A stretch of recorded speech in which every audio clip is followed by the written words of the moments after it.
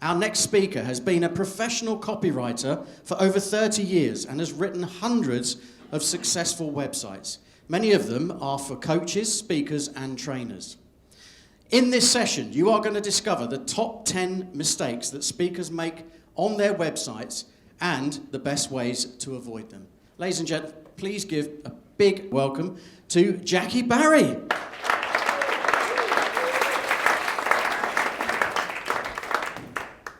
If you're able, please stand up if you've got a website, or put your hand right high in the air.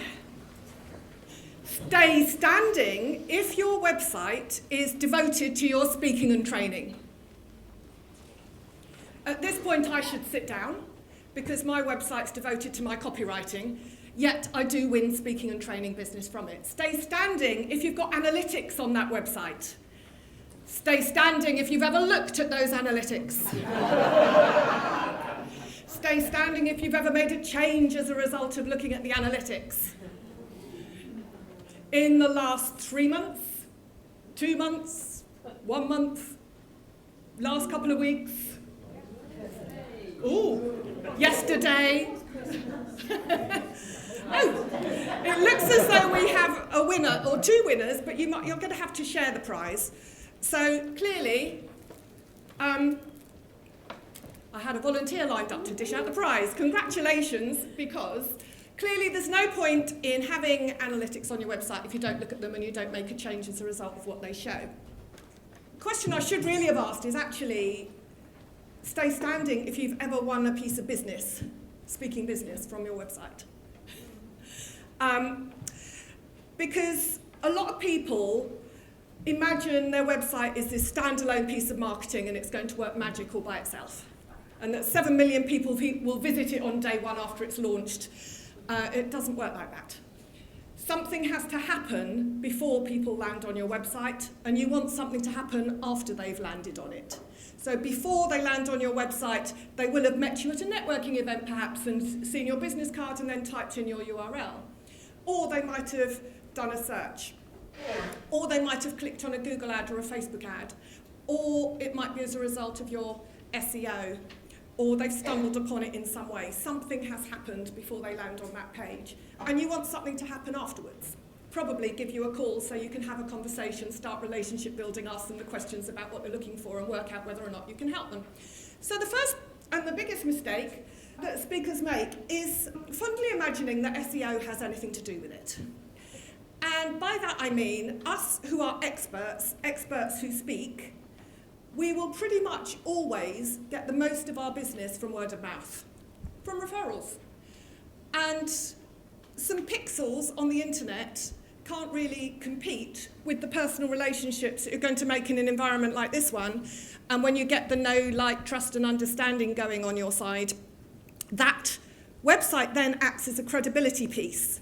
It's only part of your marketing process. It's only a step along the way. So I thought I'd check this out. I searched yesterday, Professional Speaker London, because I wanted to see what came up. Now, Google's very complicated, and it will be different depending on whether you're logged in or not, where you are in the country, and which sites you visited in the past. But this is what I found.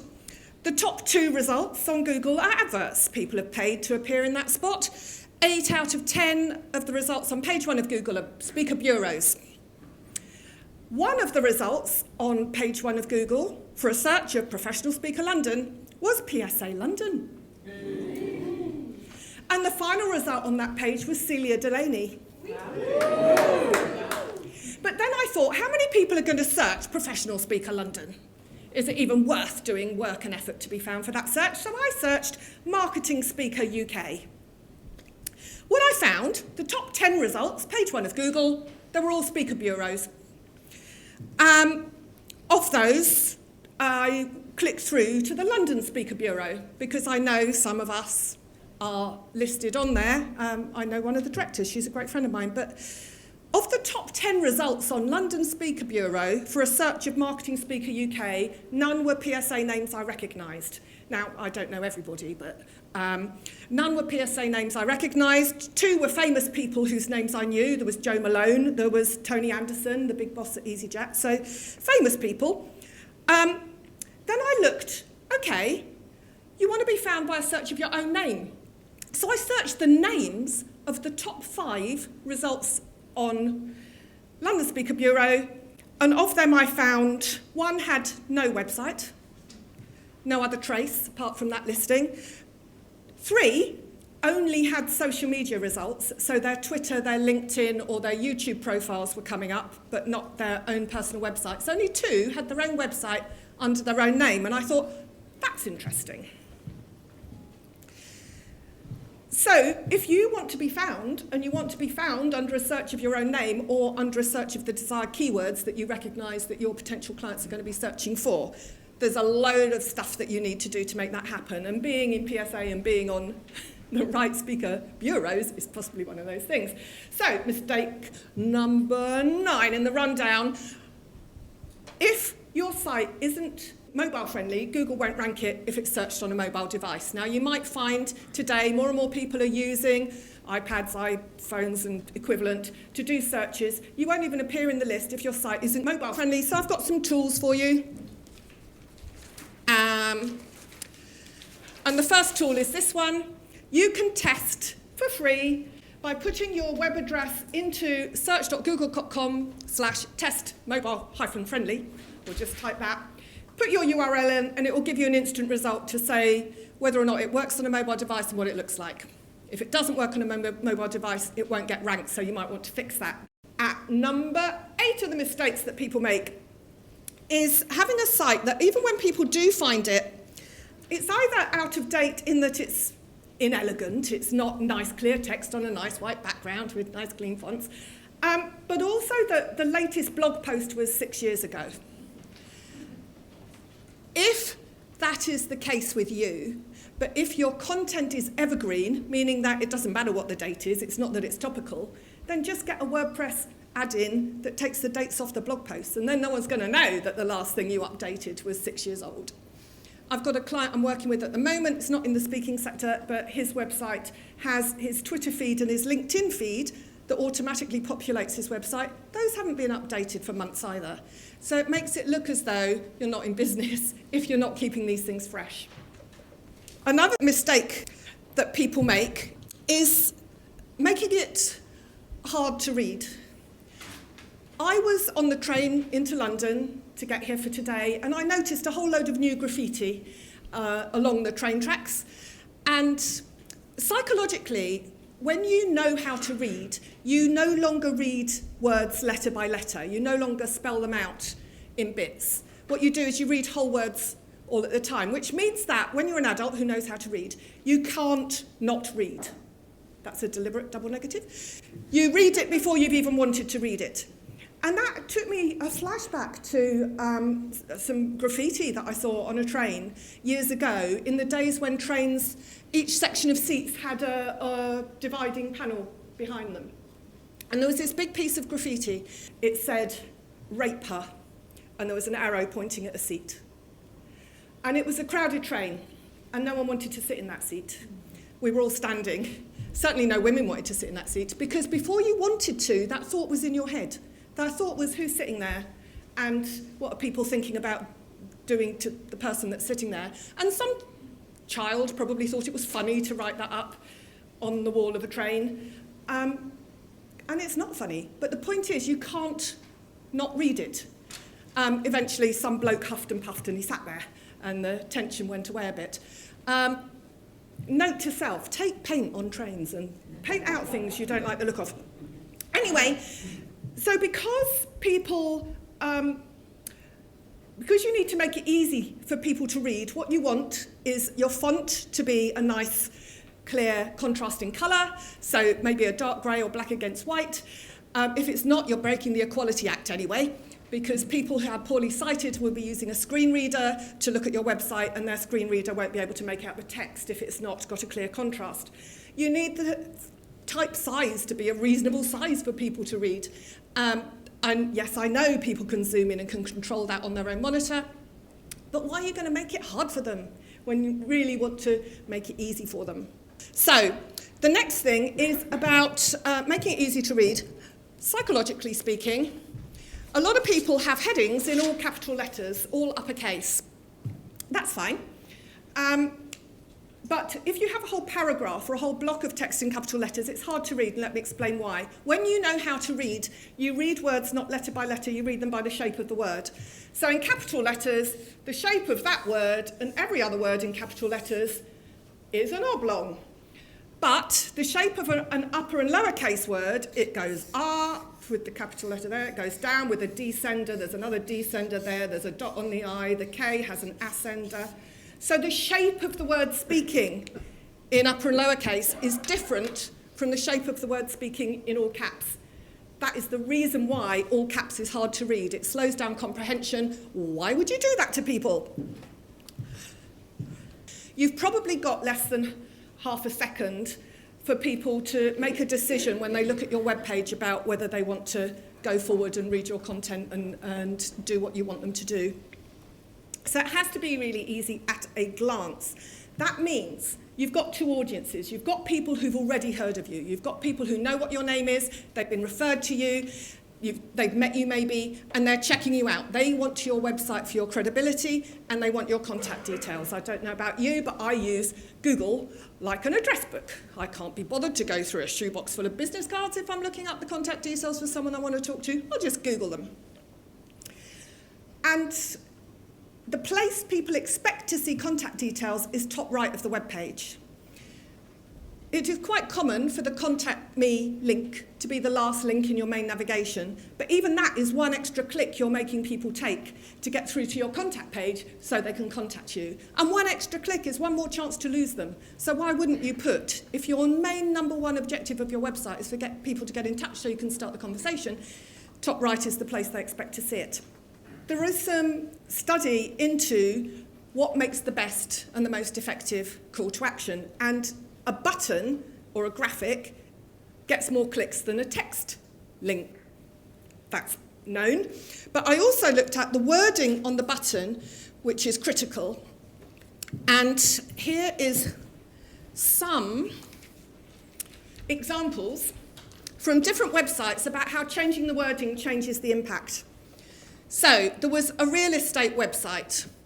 Before, it said order info and prices, and they changed it to get info and prices, and they got 14.79% more clicks. Buy now changed to add to bag. This was Shoe, the company, 17% more clicks.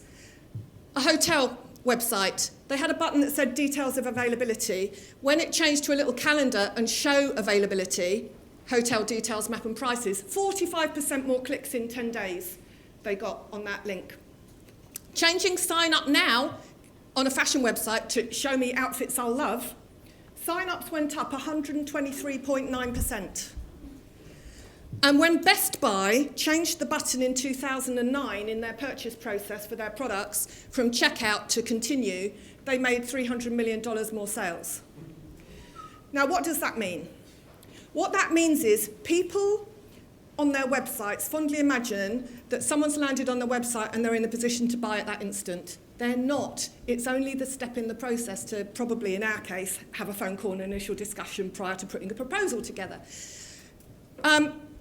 So all these, before the first few of these, are all assuming the person has made that purchase decision.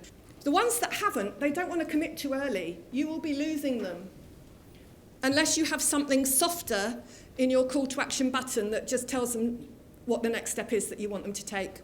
So, to give you another example, and this links to the next mistake that people make, a lot of blog posts or blog teasers, articles that you might publish online, end with read more. Well, read more is an instruction from you, bossing your reader about, to say, read more.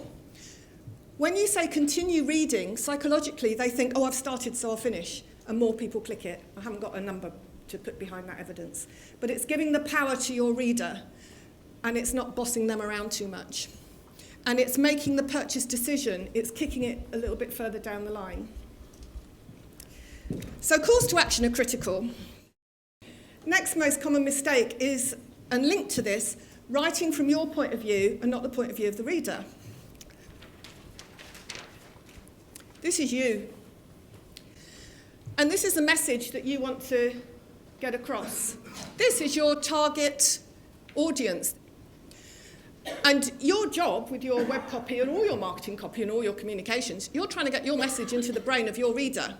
The trouble is they've already got something in their brain. They've got a question, and the question is, what's in it for me? Typically, if you are writing your own message for your own website, you're going to use words like this: I, us, we, our, and the company name.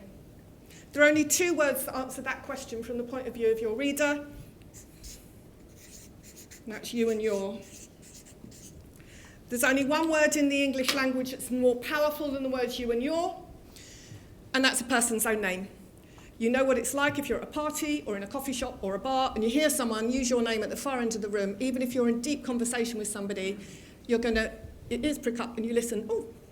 So this is how copywriters perform the magic that they do, because often a company will write their own content in what I call top-down language. It's from the point of view of the company.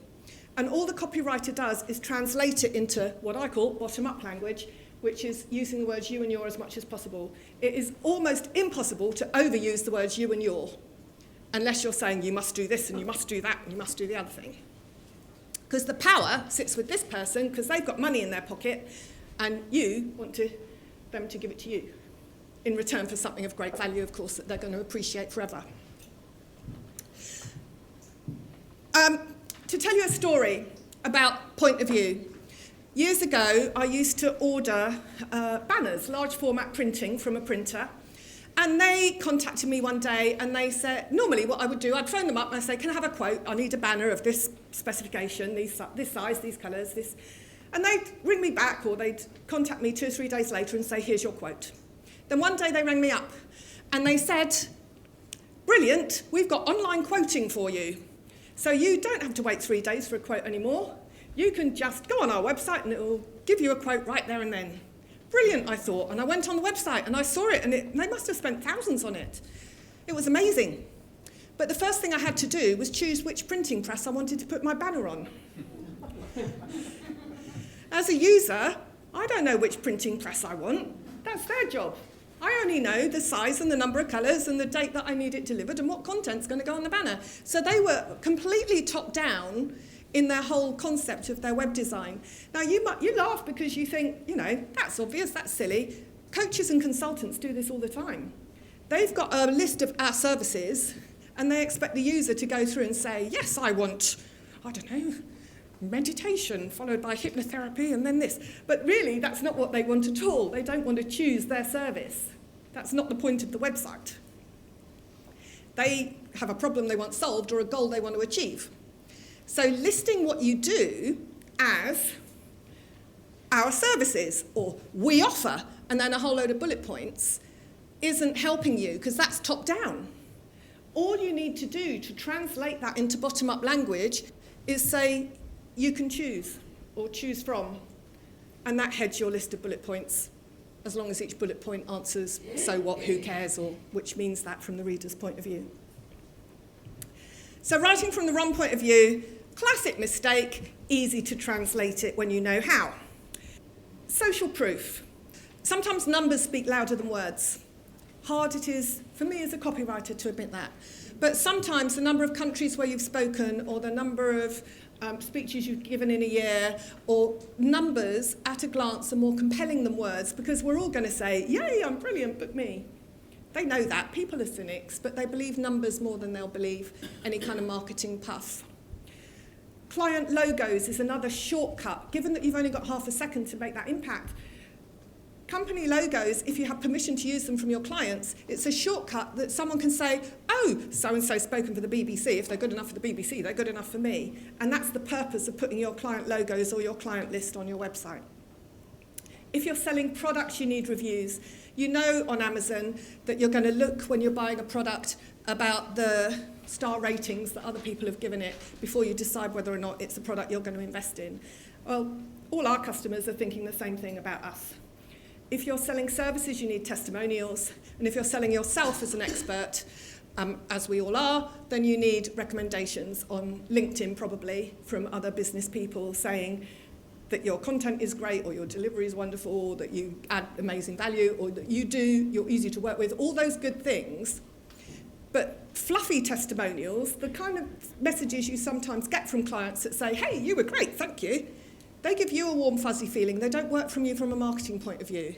The ones that work from you from a marketing point of view are the ones that have a story. They say what the problem was, what was the situation before you got involved. They say what you did. And they say, most importantly, what changed as a result of your intervention. Because people buy results. And that's what a good, hard-hitting, powerful testimonial is going to do for you. And if it's something in the client's own words as well, and even better, if it's got their name attached, their job title, their business name, or 43-year-old greengrocer said, or video, the best of all. Those are all bits of marketing collateral you can collect that are going to help sell you harder than anything you say yourself. So every claim you make on your website, you need to back up with evidence.